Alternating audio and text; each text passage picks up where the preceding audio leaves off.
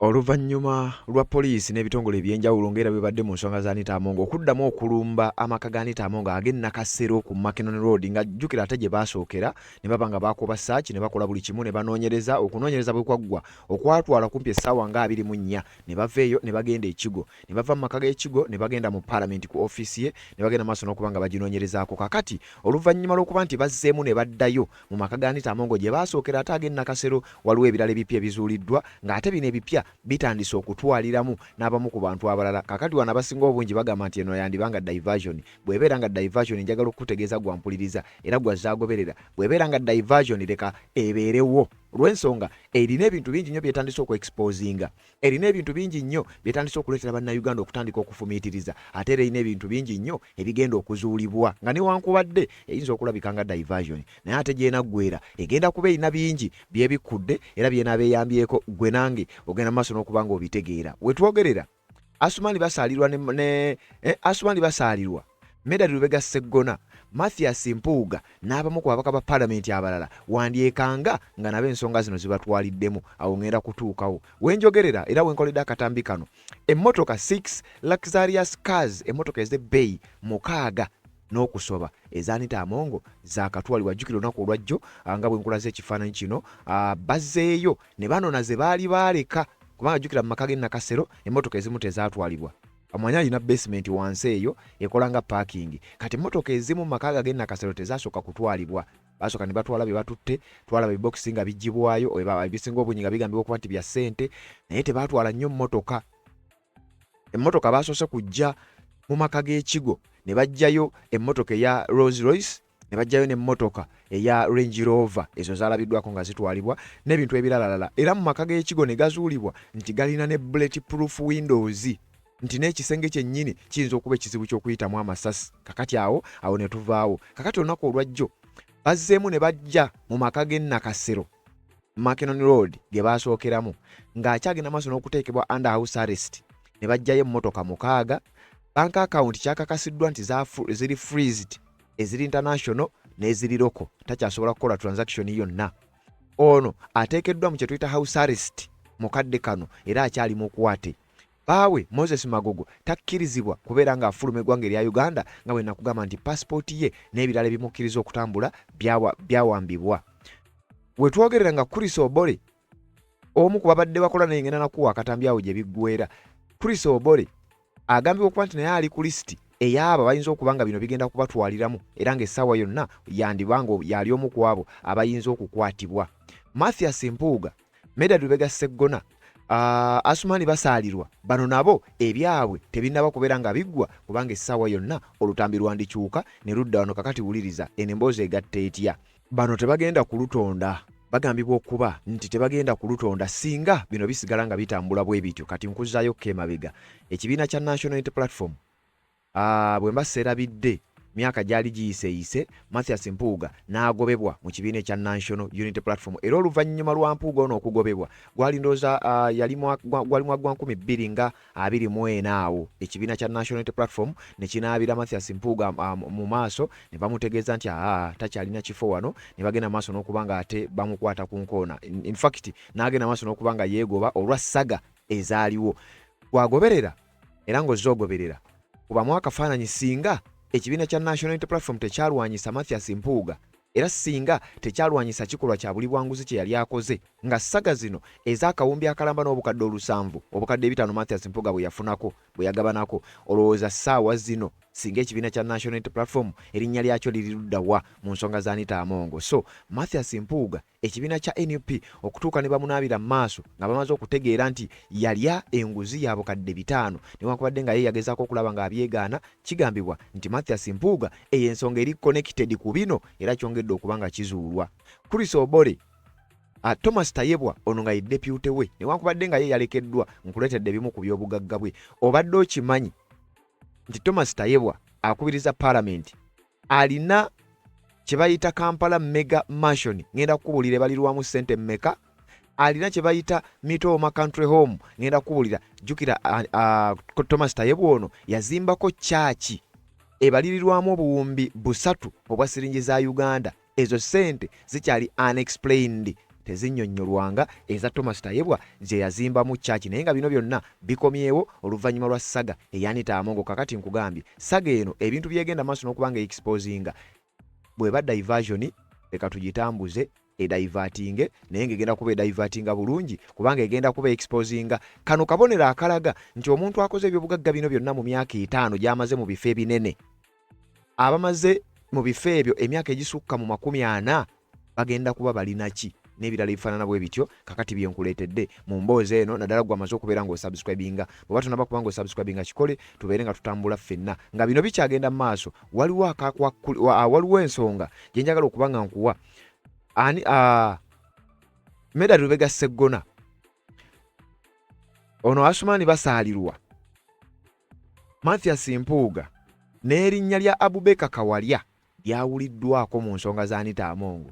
Kati kigambibwa nti waliwo abamu ku bakabaka ba Parliament abamu nga baludda luvuganya babadde balina ssente ze bakukusa za Nnaalongo Anita Amongo nga bamuyambako okulaba nga bakukusa ssente ezo oba oli awo mu maaso eyo ng'akisuubira nti bino biyinza okujja nti bwe biba bizze ajja kuba ayina wasobola okubuzaabuza ku bujulizi oba oli awo n'okulikavalinga ebimu ku byobugagga. Kakati nkugambye n'agamu ku mannya agali ku ludda oluvuganya gaawulikise mu nsonga zino. Ngenda kusomera ebiwandiiko wano, ngenda kuwa n'obutambi ogenda kutya nga bulijjo. Kkiriza tusooke tugyewo akalango kano nsobole okunnyonnyola okuva gye bitandikira paka gye bigenda okuba nga bikoma. Akaboozi aka NTV ngera bulijjo tugenda kumaliriza nako okubanga NTV ezzeemu okubeera ng'efumba yaleese akapya. Njagala okawulire ku nsonga za Chris Obole, Anita Amongo, Mathias Mpuuga n'abamu ku babaka abalala. Kati katugyewo akalango kano nzije tweyongereyo. Nsonga z'obufumbo olina omwami naye ng'akutawaanya, olina omukyala ng'akutawaanya, bajja ne bakwagalako ne bagenda. Gwe alina ebizibu mu byenfuna nga ssente zikuyita mu ngalo, w'oteeka ssente zifa bufi b'owola tebazza. Gwe aloota ng'ogwa mu nnyanja, gwe alumizibwa omutwe nga guganja okuwona, naawe aloota ng'ebintu bikozesa ensonga z'obufumbo. Nina ekifo ku mugga awali amayinja wennyambulirako ebisiraani, ekikwa, ekifiiriza, omudibo, obutaganja, obutaweebwa. Nzijanjaba abantu ab'enzikiriza zonna, nsiŋŋaanibwa njeru ku lw'ejjinja. Gwanjagala kuba ku nnamba yange eyo, naawe aliye wale nnyo yita ku WhatsApp. Webale kubanga okyaliko, webale kubanga okyagoberera yonna gy'osinzira okubanga gy'otulabira ku mukutu ogwa Red Zone TV. Atanaba kubanga osubscribinga kikole tubeere nga tutambula ffenna. Kakati njagala owulirize bulungi nnyo ensonga za Nnaalongo Anita Amongo zigambibwa okuba nti zigenda kusajjula ebintu bingi nnyo, zigenda ku exposinga ebintu bingi nnyo. Wuliriza ababaka bano wammanga ebyabwe si birungi okusinziira ku information gye nfuna.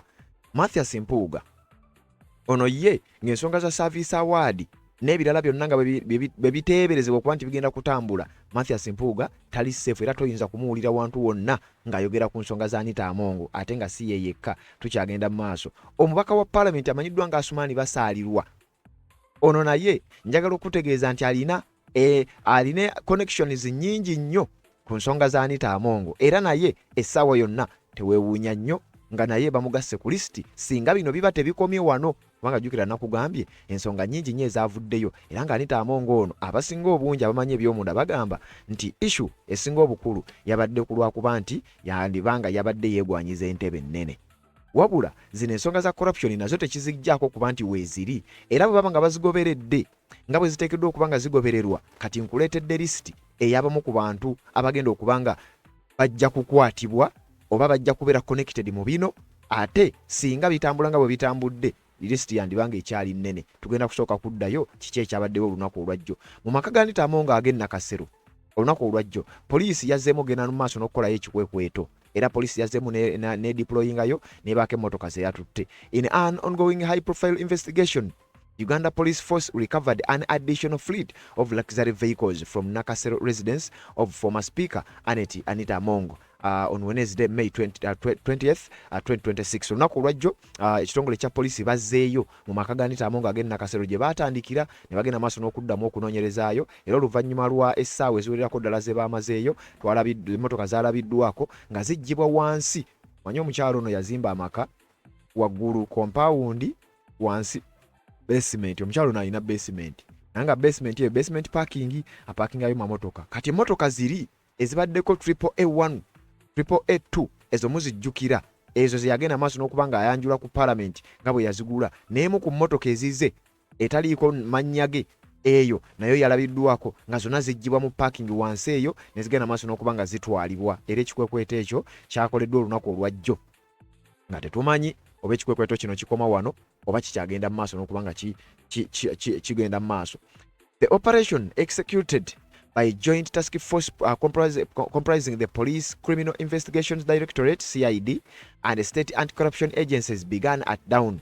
Sources close to the investigation reveal that at least 4 high-end vehicles, including the bulletproof SUV and the custom sports car, were towed from the premises under heavy security. Ebyokwerinda nga biri gulugulu. Emmotoka ez'ebbeeyi nazo omuli n'emmotoka eya bulletproof nazo zagenze maaso n'okuba nga zitwalibwa mu kikwekweto ekyazeemu ogenda maaso n'okuba nga kikolebwa ku maka aga Nnaalongo Anita Amongo olunaku olwajjo ng'ennaku z'omwezi 20 omwezi ogwokutaano omwaka 2026. Embeera yabadde ya bunkenke nnyo nga bino bigenda mu maaso n'okuba nga bitwalibwa. Wabula njagala okutegeeza nti okunoonyereza tebannatugamba nti kwawedde, era mu butongole ekitongole ekya poliisi n'ebitongole ebirala nga ekya CID abagenda maaso n'okukola okunoonyereza kuno tebannafulumya kiwandiiko kiri official kulaga nti bino byawedde, wabula nga ebibuuzo byo bikyagenda maaso n'okweyongera okujja. Bo abali connected oba abali linked ku nsonga za Anita Amongo banoonyerezebwako ddi. Abo ngenda bakuwa naye nga njagadde kusooka kulaga embeera nga bwe yabadde mu maka ga Nnaalongo Anita Amongo ng'emmotoka endala zitwalibwa. Kati kino kiba kitegeeza emmotoka kumpi eziwerera ddala 6 zimanyiddwa nti zaatwaliddwa omukazi abadde n'emmotoka naye nga zonna za bbeeyi.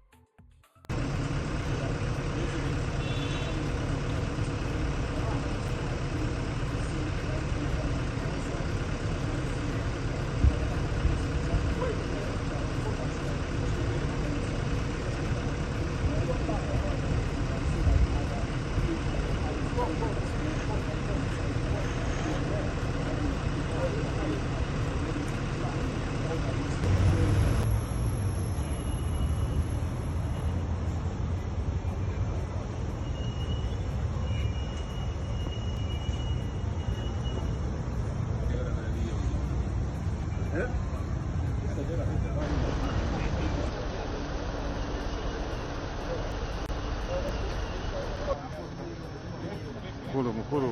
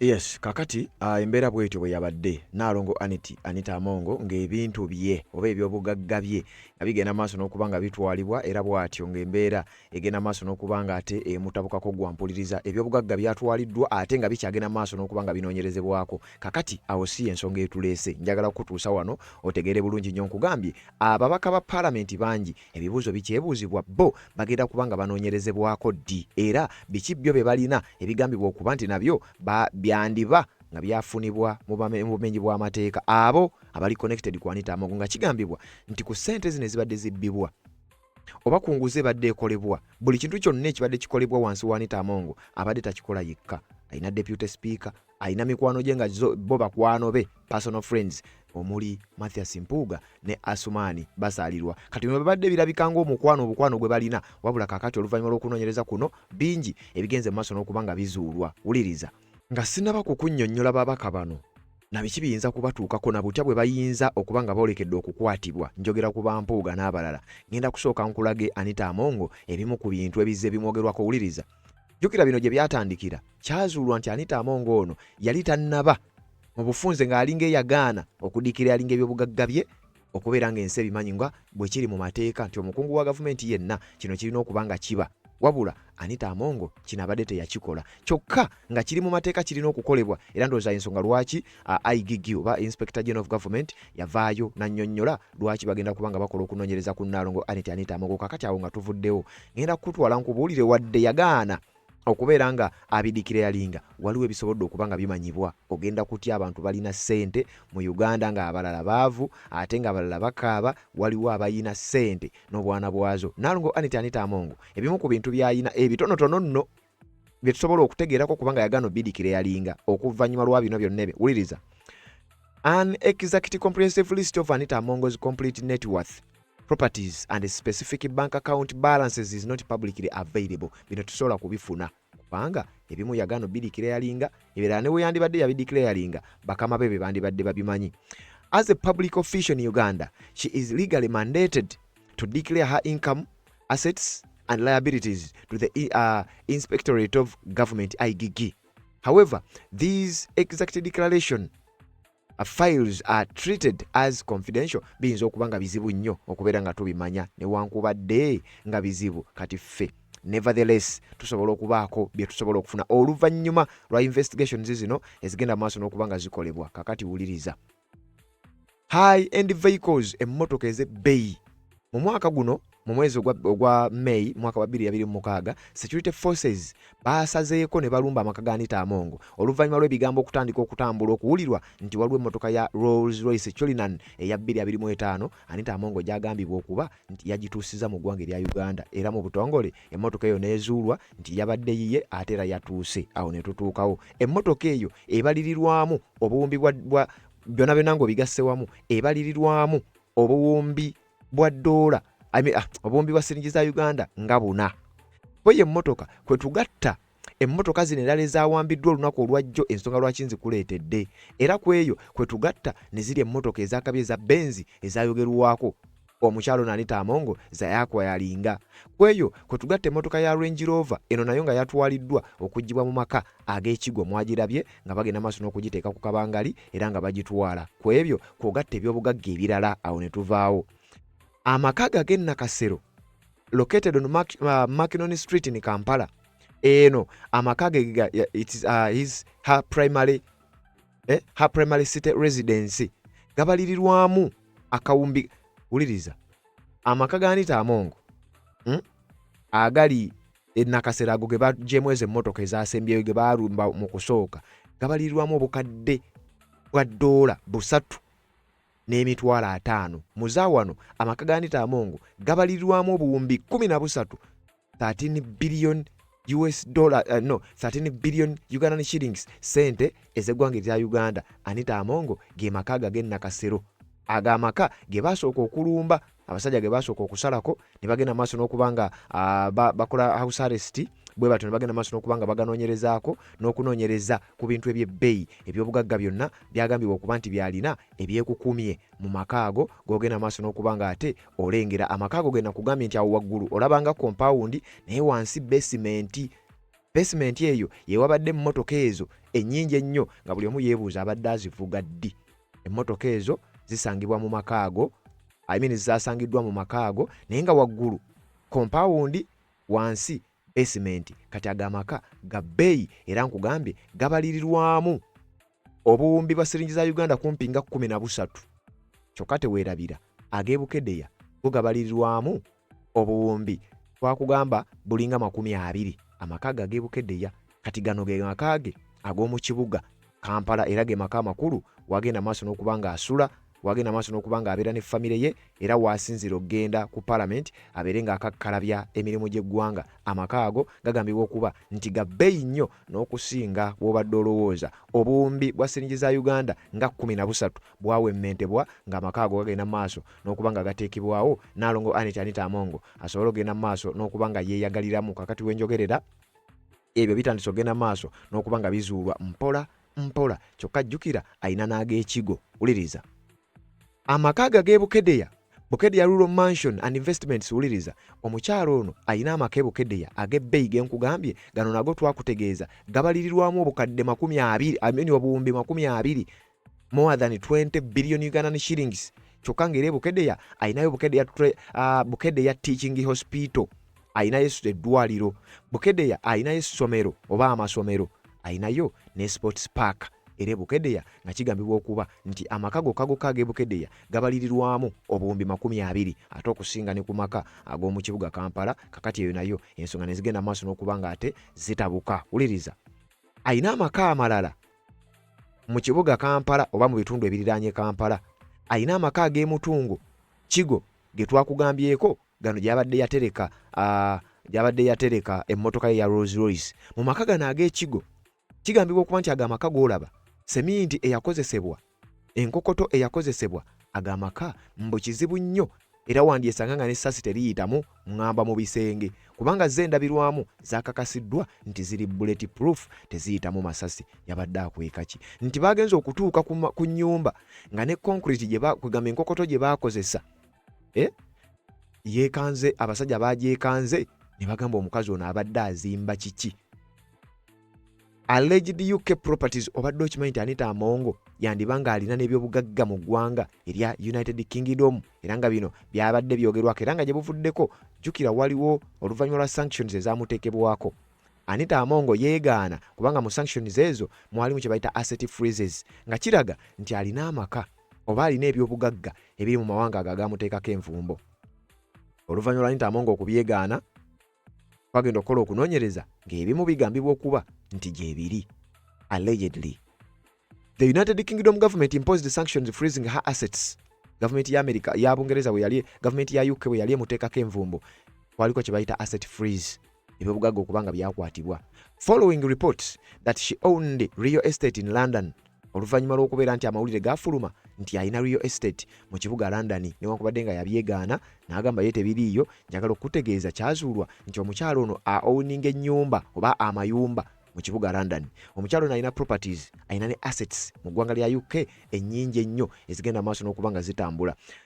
Oluvannyuma lw'ebyo byonna nga bigenda maaso n'okuba nga bikolebwa, security forces n'ebitongole ebirala ebyenjawulo ebyokwerinda bigambibwa okuba nti baakoze okunoonyeza kwe baakoze, baazudde cash, kubanga bano tubadde tukusomera bya bugagga ebikwatibwako bwe birabwako.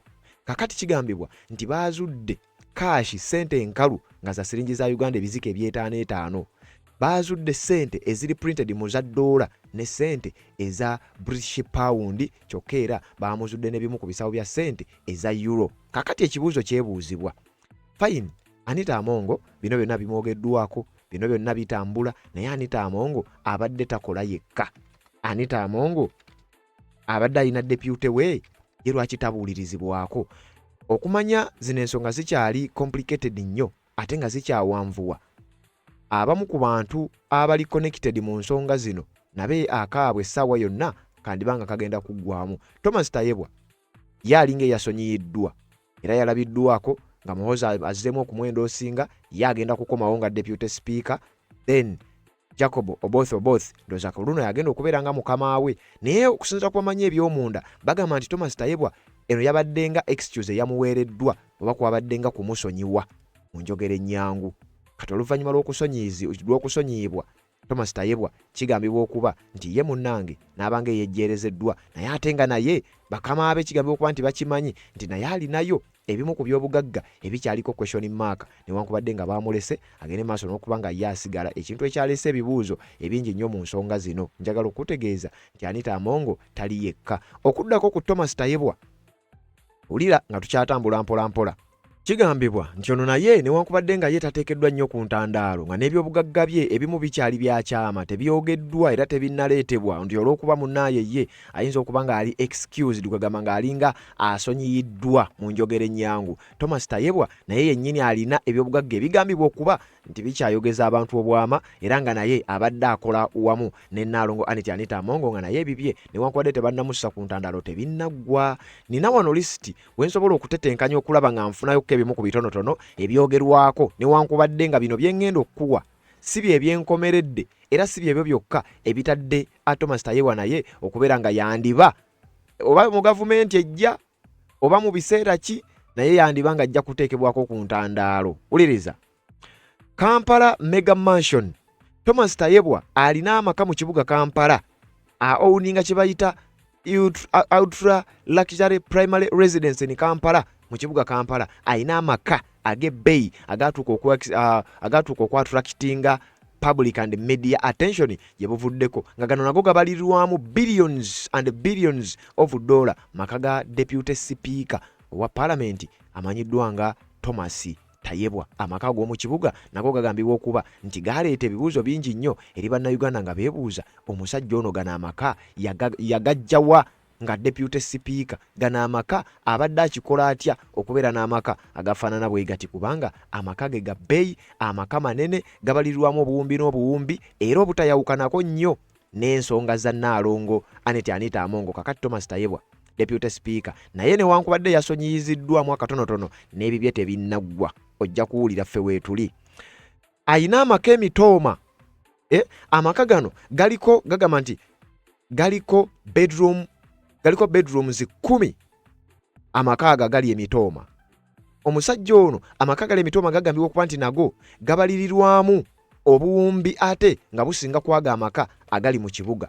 Era amaka ga Thomas Tayebwa agasangibwa emitooma yatuuka n'okukyazayo abamu ku banene ku bakama be okuli General Kaguta Museveni, okuli abakungu ab'enjawulo, bonna baakyalayo ne balambula amaka ge ag'emitooma. Agamaka ndowooza twaga kunnyonnyola bubanga obadde ogoberera ennyumba eyo twagikuwa kyokka omukulu y'omu oluvannyuma lw'amaka ge ag'emitooma yagenda mu maaso n'okuba ng'amala okuganjula. Bwe yamala okuganjula ne wayita akabanga katono nnyo ate n'azimba chachi. Eyo chachi nayo ngenda gikugambako nkutegeeza ebyayo. Chachi eyo nayo yayogeza abantu obwama naye ng'ekyewuunyisa bano bakyali baba bazimba ebintu. Amaka ag'omu kibuga gaba ga bbeeyi naye ate amaka ag'omu kyalo ate ne gaba ga bbeeyi nnyo. Kati agamaka g'olaba ge ga speaker Thomas Tayebwa deputy speaker abadde bate bannaddamu kumulonda wabula ge gasangibwa mu kyalo emitooma. Kati ekibuuzo kyebuuzibwa oba gwa mpulirizo oyinza ogenda mu comment section n'okimpandiikira, lwaki abakulu bano amaka g'omu kyalo gaba ga bbeeyi nnyo ate okusinga ag'omu kibuga? Akabaddi kabeera wa? Kaki ke baba babala? Oba amaka gano ge baba bagenda okuwangaaliramu nga bamanyi nti bayinza essaawa yonna okuva mu buyinza n'ebirala ebyebuuzibwa? Njagala okutegeeza nti Thomas Tayebwa naye amaka ge gagambibwa okuba nti gakyaliko ebibuuzo bingi nnyo ag'omu kyalo n'ag'omu kibuga. Ng'oggyeko amaka ag'omu kibuga n'ag'omu kyalo kubanga galeeta ebibuuzo bingi nnyo, waliwo ne chachi eyo gy'olaba. Eyo chachi yagizimba era n'ategeeza nti azimbidde bantu be ab'emitooma chachi, wabula naye eriko ebibuuzo olw'ensonga chachi eno erimu nayo ssente nnyingi nnyo. More than 2.7 billion Ugandan shillings ze ssente zibalirirwa okubeera mu chachi eyo. Era abantu beebuuza eno ssente kaloolirwanga Kigarama Catholic Church eyazimbibwa mu mwaka gwa 2024 ku ssente za Thomas Tayebwa nga talina we yeewoze, nga talina amuyambyeko, talina amuwadde. Chachi eno ebalirirwamu wakati w'obuwumbi 2.7 abimini wakati w'obuwumbi 2 n'obukadde 7 wamu n'obuwumbi 3 eza siringi za Uganda ziteeberezebwa okuba nti ze zaggwera ku chachi eyo. Omukulu ono alina businesses ez'enjawulo ezitali zimu mu ggwanga erya Uganda nga si mu kibuga Kampala mwokka. Thomas Tayebwa naye yennyini aliko akabuuza, aliko question mark ennene newankubadde ye tannaba kubanga ateekebwa ku ntandalo. Nakugambye zino saga ezigenda mu maaso n'okuba nga ze-exposinga ebirala by'otayinza kubanga omanya. Wuliriza, SMS Empire Enterprises, SMS Empire Limited, a lucrative text messaging and value added telecom service company. Bino byenkusomera bigambibwa okuba, uliriza, before and during his political tenure, Tayebwa established deep financial ties in telecom, logistics, manufacturing and international trade. Byengendo okusomera, Thomas Tayebwa either abirinako akakwate sinakindi okubeera nga bibye. Mpuliriza bulungi. Either ng'abirinako akakwate oba ng'abirinamu shares sinakindi okubeera nga completely bibye. SMS Empire Limited, a lucrative text messaging and value added telecom service company, either ngaliye oba ng'agirinako agirinamu shares. Wonders Products Limited, a manufacturing firm producing domestic consumer goods, either company yiye oba agirinamu shares. Gateway Associates Limited and Cholmat Investments, a private investment vehicles handling real estate and logistical trade, either inamu shares obanga bibye. South Sudan Trade Ventures, wano nawo tugendawo, historical business partnerships alongside late prominent tycoon such as Apollo Nyegamehe Wailenuzan Aponye. Uliriza mujjukira ebyobugagga bya Aponye mumujjukire eyafa amanyidwa nga Apollo Nyegamehe owa Aponye eyafa. Wano nno omuntu wakugambira nti bana abasajja ebyobugagga ebimu byandibanga tebiba byabwe. Kakati Aponye kigambibwa okuba nti kye bayita Gateway Associates Limited and Cholmat Investments n'ebyobugagga ebirala ebigambibwa okuba nti byali bya Aponye. Wano batugamba South Sudan Trade Ventures nti ebimu ku byobugagga ebyo bya Aponye, either Thomas Tayebwa yabirinamu omukono sinakindi okubeera nga ye. Tugende maaso. Corporate partnerships, strategic business alliances with notable billionaires including Caesar Augustine Mulenga. Ono omukulu Thomas Tayebwa agambibwa okuba nti naye ebyobugagga byalina bitokomoka butokomosi era nti essaawa yonna yandibanga kekadde akayinza okuba nga kamutuusa ku nsonga zino n'ebyobugagga by'abakamaabwe okuli General Kaguta Museveni, okuli General Muhoozi Kainerugaba. Awo saagadde kugendawo naye nga nabyo biriko question mark nti Thomas Tayebwa ono ye nga takwatiddwako. Kakati awo wenkuviiridde ku ntono ne nkugamba ate katutuuke ku nkomerero y'abakulu bano okuli Mathias Mpuuga, okuli Asumani Basaalirwa, okuli Medard Lubega Sseggona nga bagambibwa okuba balina akakwate era essaawa yonna bwe bitambula as expected bandibanga nabo ebyabwe tebigenda kubeera birungi nnyo just lwa nsonga za Nnaalongo Anita Amongo. Ngenda kukuzaayo mpola mpola nga bwe tugenda maaso n'okuba nga tutambula otegeere bino bigenda kugatta bitya era abakulu bano ebyabwe biweddemu bitya. Wuliriza bano babaka ba Parliament. The ongoing anti-corruption investigations into former Speaker of Parliament Anita Amongo has expanded into a multi-agency probe at targeting illicit wealth, abuse of office and money laundering. Okunoonyereza kwa Anita Amongo kuzadde ebizibu era kugaziye kugenze maaso n'okubanga kuleeta obunkenke mu bakulu abakungu mu Parliament y'eggwanga erya Uganda, abamu nga bakulembeze, abalala nga badde ba just babaka ba Parliament, abalala nga baaliko mu commission n'ebigambo ebiranga buyitambuzibwa naye essaawa yonna byanditabuka. With the joint security forces sealing off properties and declared Parliament a crime scene, legal experts and investigators indicate that several other political figures could face legal exposure. Nti kunoonyereza kuno nga ne Parliament bagifudde crime scene, abamanyi eby'omunda bagamba nti n'abamu ku babaka ba Parliament balabika boolekedde either okunoonyerezebwako oba seekyo okugenda mu maaso n'okubeera nga bakwatibwa oba nga bateekebwa mu mbuga ez'amateeka essaawa yonna. Wulirizaawo nnyo wano. Mathias Mpuuga, Asumani Basaalirwa, Ibrahim Ssemujju Nganda, Medard Lubega Sseggona n'abalala bagambibwa okuba nti waliwo kye bayita different levels of involvement or detachment from the core parliamentary spending scandals. They could face legal scrutiny or potential arrest based on specific operational and legal indicators. Abakulu abo waggulu nga wemba kusomedde nga kuliko Mathias Mpuuga, kuliko Medard Lubega Sseggona, kuliko Ibrahim Ssemujju Nganda, kuliko Asumani Basaalirwa, baolekedde akaseera akakazigizigi lwa nsonga nti nabo bandibanga bino bigenda kubatwaliramu bitya. Wuliriza tukyagenda mu maaso. Mathias Mpuuga, the service award and the collective decision making. Service award ejjukira bakola kye bayita collective decision making, babisalawo byonna oluvannyuma lw'okugoba omubaka Honorable Zaake Francis Butebi ne bamugoba mu kifo we yali ateekeddwa okuba ng'abeerawo, bino nga bigenda mu maaso. Kakati Mpuuga okusalawo kwe baakola n'Anita Amongo kwandibanga kumuzaalidde ebitukula Mackay byazaalira ku nsiko. Batugamba batya? Mpuuga famously sat in the May 2022 Parliamentary Commission meeting alongside Anita Amongo, where a controversial 1.7 billion Ghana shilling service award was approved. Mpuuga personally received 500 million Ghana shillings from this allocation. Mu mwaka gwa 2022 mwezi ogwa May waliyo meeting yatuula commission ya parliament yatuula akakiiko akonkuntikko akakulembera parliament katuula ne bayisa oba ne balocatinga akawumbi kalamba n'obukadde 7 nga Mathias Mpuuga yali omu ku ba decision maker abaatuula ne basalawo nti tebalina kye batugamba, ezo ssente ziyisibwe era ssente zigabibwe. Kakati oluvannyuma lw'okusalawo okwo Mathias Mpuuga agambibwa okuba nti yali omu ku abo abaali basalawo oluvannyuma lw'okugoba Zaake Francis Butebi eyandibadde abaloopa. Kyokka mukadde ako Mpuuga omukulu yali wa kibiina kya NUP, ekibiina ekyali tekikkiririza mu kulya nguzi, ekibiina ekyali kitakkirizibwa mu ekyo ekikola ekyakolebwa. Kakati ye Mathias Mpuuga n'agamba ekibiina tekirina kye kiŋŋamba, ne batula n'Anita Amongo ne bakola okusalawo, ssente ezo ne zigenda maaso n'okuba nga zifuluma, era Mathias Mpuuga n'agabanako ku ssente ezo n'abamu ku bakomishona abalala nga bwe twabakugamba. Kakati ebintu ebyo byongedde okuba nga nabyo bifuluma era byongedde okuvaayo mu kadde kano nga Mathias Mpuuga byandibanga naye ebibye si birungi, yandibanga essaawa yonna agenda kubeera connected ku bino, kubanga teyakoma kutwala butwazi ssente, wabula yali omu ku ba decision maker abaatuula ne basalawo nti ssente ezo zituweebwe tubeere nga tuzikavvula. Munnayuganda yamanyi aneerabirira, ffe twagala ssente, tetwagala kutunnyonnyola, tetwagala kuwulira kintu na kimu. Mathias Mpuuga obukadde bwa siringi za Uganda 500 million Ghana shillings Mathias Mpuuga n'azezibika ne bagenda mu maaso n'okuba nga bazitwala. Kakati we twogerera ayolekedde akaseera akazibu atya.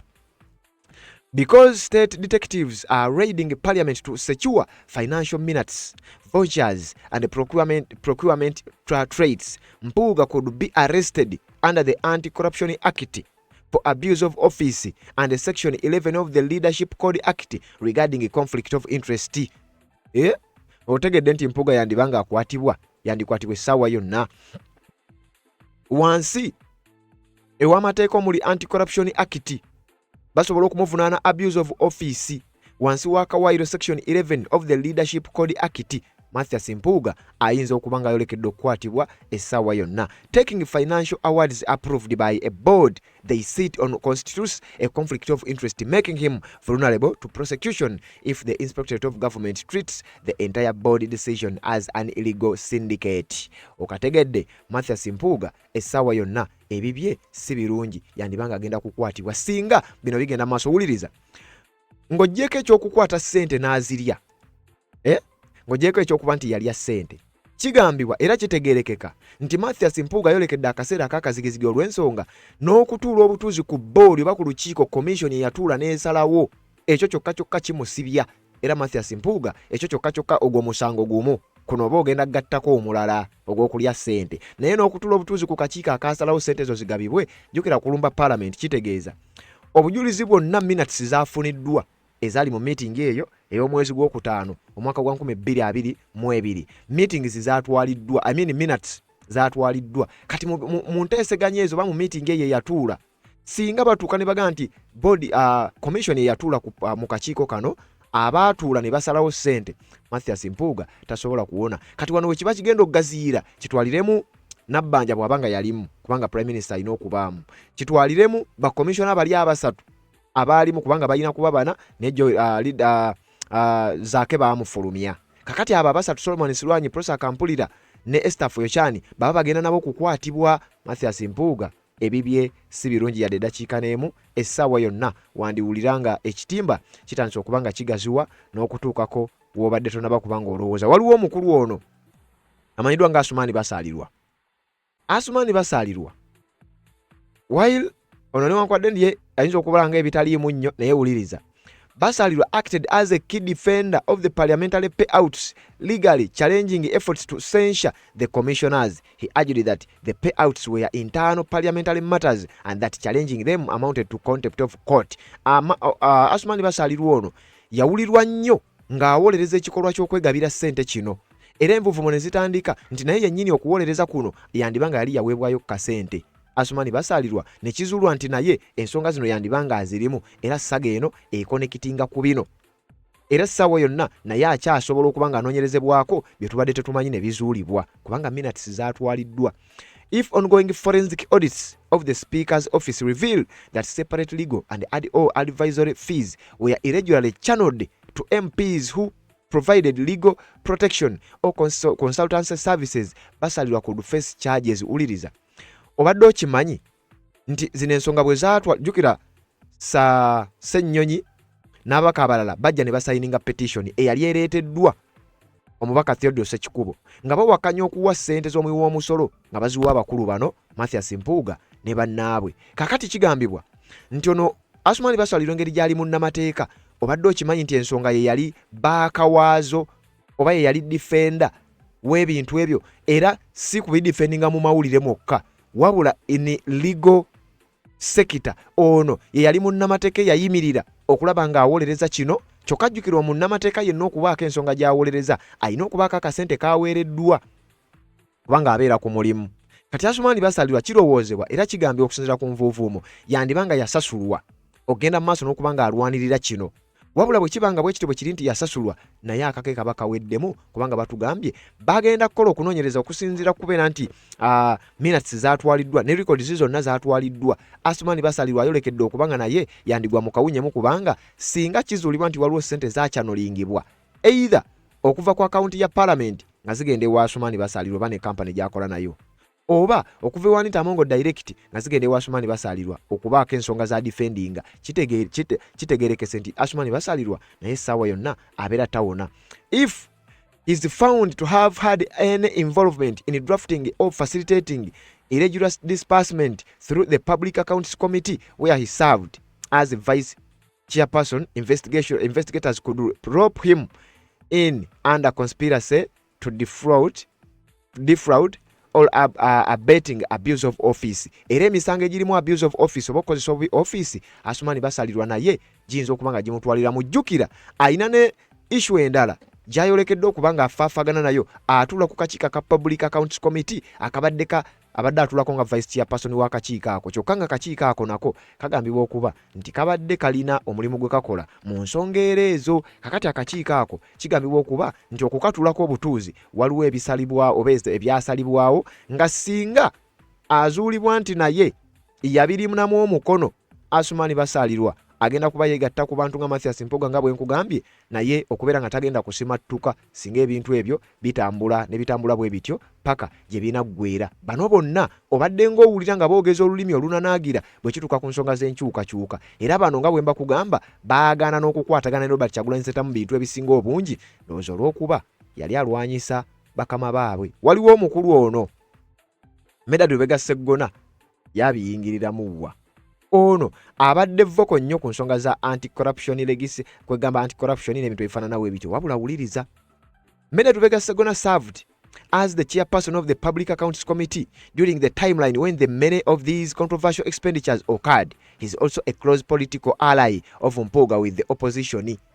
Sseggona abadde atuula ku kakiiko nga chairperson wa Public Accounts Committee yabuvuddeko zino saga we zaabeererawo. Wuliriza, service award yaweebwa Mathias Mpuuga we yabeererawo Medard Lubega Sseggona eyali chairperson w'akakiiko aka Public Accounts Committee mu Parliament eyo ey'eggwanga erya Uganda. Kyokka ng'okitadde ebbali munywanyi nnyo ogwa Mathias Mpuuga n'Anita Amongo era wamulabako ng'atuuka n'okuba ng'awolereza bano bombi paka ku ssaawa esembayo Medard Lubega Sseggona ne kizuulwa nti naye waliwo akakwate katya okutuula ku kakiiko aka Public Accounts Committee nga ye chairperson yalakakubiriza expenditure zino controversial expenditure we zaabeererawo.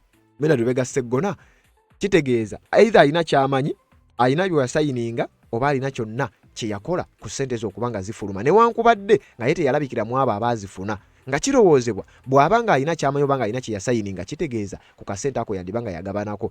Ku minutes ezaatwaliddwa singa kizuulibwa nti Medard Lubega Sseggona ali omu ku bo naye yennyini aba tagenda kusimattuka.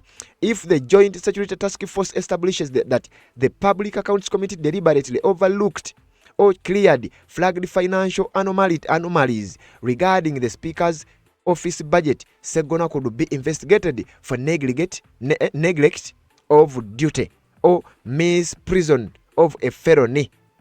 Ono Sseggona naye tawona.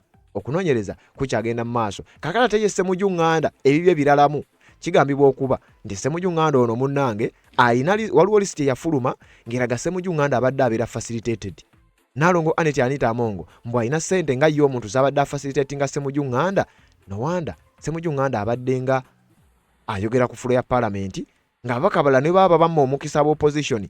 Ssemujju Nganda nga kizibu nnyo okumulaba nti ayagala okubaako kyayisaawo ne kigaanibwa. Era ne kituuka n'okumuteeka mu layini ey'abamu ku babaka ba Parliament abasinga okuteesa. Naye nga kigambibwa nti wabaddewo enkolagana wakati we n'Anita Amongo newankubadde nga bino bikyali byambu. Era Ssemujju Nganda naye yandibanga akake tekannaba kubeera secured. Waliwo omukulu ono amanyiddwa nga Chris Obole yalabibwako ng'azina amazina nga Anita Amongo yakafuuka sipiika. Era n'aleeta n'eŋŋombe egamba tuli mu kintu we are in things ng'alinga n'okutamiira atamidde. Wenjogerera tamanyiddwako mayitire, teri amanyi oba yadduse mu ggwanga, teri amanyibwa waali, naye nga Chris Obole ndowooza kankuwa akatambi ka NTV. NTV yamukozeemu akatambi nga bwe tubukuleetera NTV nga bw'ogimanyi nti yo tedisappointinga. Kakati wulira kano ke yakoze ku Chris Obole ogenda kutya.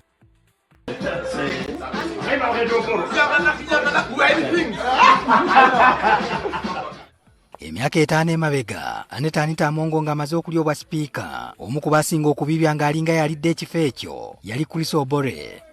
Ono yagunjawo n'enjogera y'ennaku zino egamba nti tuli mu kintu.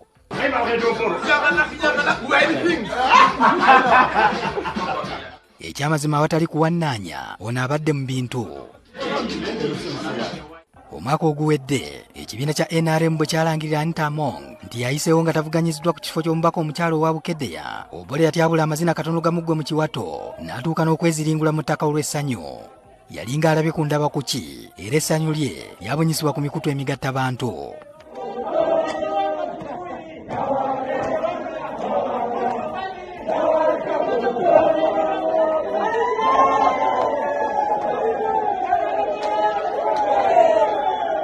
Wabula ebyobufuzi biringa kibuyaga akunta, abulawo mu kaseera obuseera ne weebuuza gy'akutte nga tolabayo. Olwaleero Obole kizibu okuddamu okuzina amazina ge yatyabula. Kaakano n'ebigambo tuli mu kintu oyinza obbigeraageranya ku muntu agenze zira kumwa. Katuddeko emabega otegeere bulungi engeri Obole gye yajja okugwa mu bintu. Obole okufuuka akulira ebyamawulire mu Paalamenti yasooka kukola nga munnamawulire mu lupapula lwa Daily Monitor. Mu kiseera ekyo Sipiika Rebecca Alitwala Kadaga yamusembeza n'amuwa ogw'okkulira ebyamawulire. Kyokka ekisanja kya Kadaga nga kibulirayo, enkolagana ye n'Obole yajjamu ebikaawa, era Obole w'ofiisi mwe yali atuula n'esibwako kkufulu n'abulwa w'akolera. Kye yakola kwe kudda ku butaka e Bukedeya. Ekiseera kye yamala nga w'ofiisi tagituulamu, bannansi kumpi baali beerabidde nti gy'ali. Oluvannyuma okulonda kwa 2021 we kwatuukira. Obole yajjayo n'ag'omu buto mu ngeri y'okwebbulula mu byobufuzi n'akungira Pulezidenti Museveni n'Anita Amongo obuwagizi mu bitundu by'e Bukedeya. Emikutu emigatta abantu gyamulaga bulungi ng'eyali munnamawulire afuuse omukunzi mu byobufuzi.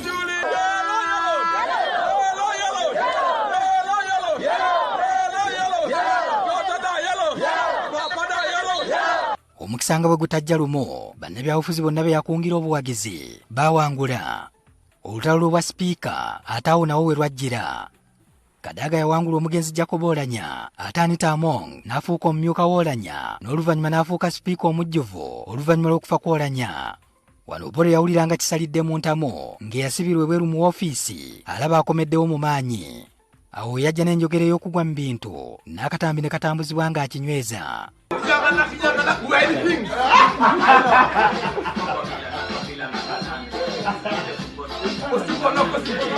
Kyaddaaki ekifo kye eky'okkulira ebyamawulire mu Paalamenti yakyeddiza nga taliiko agamba. Kyokka era ekibimba kimala ne kikka, ebintu biddamu okumwonoonekera nate. Mu nvuyo gy'enguzi n'okufuna obugagga obutaliiko bulambulukufu ebinoonyerezebwako mu Paalamenti nga byetooloola ku Sipiika Anita Amongo n'erinnya ly'Obole lizze livugira ku mwanjo mu abo abasaanye okunoonyerezebwako ku by'obugagga bye bafunye mu Paalamenti y'e11. Ensonda enneekusifu mu Paalamenti zigamba nti Obole ateeberezebwa okuba ng'abadde takoma ku byampuliziganya naye abadde yeetooloolerwako nnyo ebyensimbi mu banywanyi ba Anita Amongo. Era kigambibwa omusimbi mungi ogubadde gumansibwa mu pulojekiti eziwerako e Bukedeya Anita Amongo z'alinako akakwate Obole yabadde azivunaanyizibwako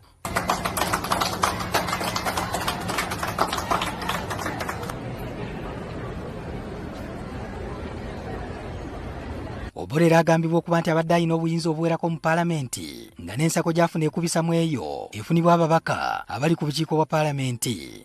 Tinga n'okubaako n'emirimu n'obuvunaanyizibwa bw'otuukako mu paalamenti ng'olina kuyita mu woofiisi ye. I mean, if somebody can have up to 4 billion shillings sent to their account in 2 days, because what's the budget of committees? It is way less than that, yeah? So no wonder, yes, he had some preferential treatment, and that's why he was fighting personal battles. So his docket budget was through the roof. Again, at some point we were asking, but this communications docket, what is this money for? Maybe it's part of what was being given to this. The time Anita gave a contract to her personal radio station worth 3.1 billion shillings, Mama Bukedia FM, apparently to do adverts of Parliament. I asked, I said, were procurement regulations followed? Did other radios and media houses bid so that we get to see which is the most qualified, which has the widest coverage and that kind of thing? So he was really an enabler of Anita amongst dealings. No wonder his docket budget was big. No one would ask questions and so on. Munjogere Nyango, omulimu gw'ebyempuliziganya mu paalamenti yagusussa n'atandika okuwuliziganya n'ensimbi mu ngeri y'ekyama. Kyokka mu kiseera kino omusajja abadde ayogeza eryanyi Chris Obore kaakano takyavaamu ddoboozi.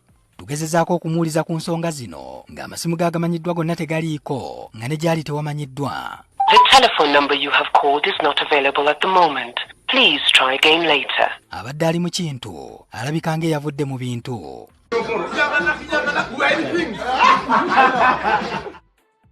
Nsonga z'obufumbo olina omwami naye ng'akutawaanya, olina omukyala ng'akutawaanya, bajja ne bakwagalako ne bagenda. Gwe alina ebizibu mu byenfuna nga ssente zikuyita mu ngalo, w'oteeka ssente zifa bufi b'owola tebazza. Gwe aloota ng'ogwa mu nnyanja, gwe alumizibwa omutwe nga guganja okuwona, naawe aloota ng'ebintu bikozesa ensonga z'obufumbo. Nina ekifo ku mugga awali amayinja we nnyambululirako ebisiraani, ekikwa, ekifiiriza, omudibo, obutaganja, obutawiibwa. Nzijanjaba abantu ab'enzikiriza zonna, nsiŋŋaanibwa njeru ku lw'ejjinja. Gwanjagala kuba ku nnamba yange eyo, naawe ewala ennyo yita ku WhatsApp.